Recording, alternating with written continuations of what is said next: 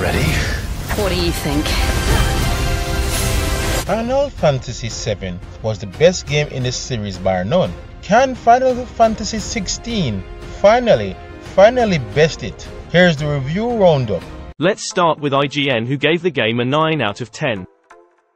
The active time lore feature is incredible, and should be standard for all story-driven games going forward, and while the combat may not live up to the sky-high standards as some of the best games in the character action genre, among other action RPGs, it's near the top of the heap. Next is GameSpot, that gave it the score 9 out of 10.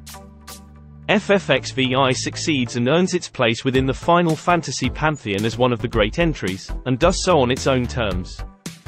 While Games Radar gave it a 4.5 out of 5. Despite the time and polish, Final Fantasy XVI remains a gamble.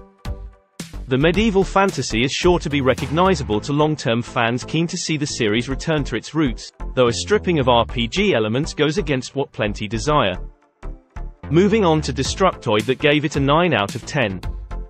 For those who want an impressive, electrifying, enjoyable action RPG to sink hours upon hours into, you'd be very hard-pressed to find a better option than Final Fantasy XVI.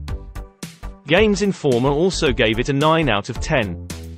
FF16 is very different from its predecessors, but in many ways, very familiar, and it's still a Final Fantasy, through and through, reminding me why I love this series so much. Overall, the game garnered an excellent score of 88% from 92 reviews on Metacritic. Absolutely great scores, excellent scores for FF16, and it should have been expected, right? It is a Game of the Year contender after all, so it's great to hear they pull off everything that the preview and the demos promised. Well, especially the story. The story, first of all, I'm just happy that they went with a mature theme for the story. Because we're so used to in these JRPGs sometimes is that the young teenagers save the world, or even FF7 there are people in their young 20s really, right? So it's great to see such a mature, brooding story come to the fore for this epic tale. I love that. The one worry I had with the demo, as much as it was fun, was the combat was what I had to worry about. It feels great, but I was a bit worried that will it feel repetitive after the 40-50 hours. So I'm great to hear that there is depth to it. It will take some while to master some abilities, and it is fun and lasting throughout the entire journey. So that is excellent. As for everything else, it just seemed that the story, the score, the music, the graphics, everything came together to make an excellent package and to make one of the best games of just not this year but of all time.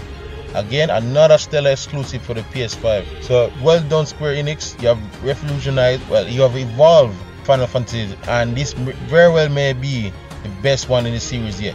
Where they go from here, will they go Combat Central going forward? We will see.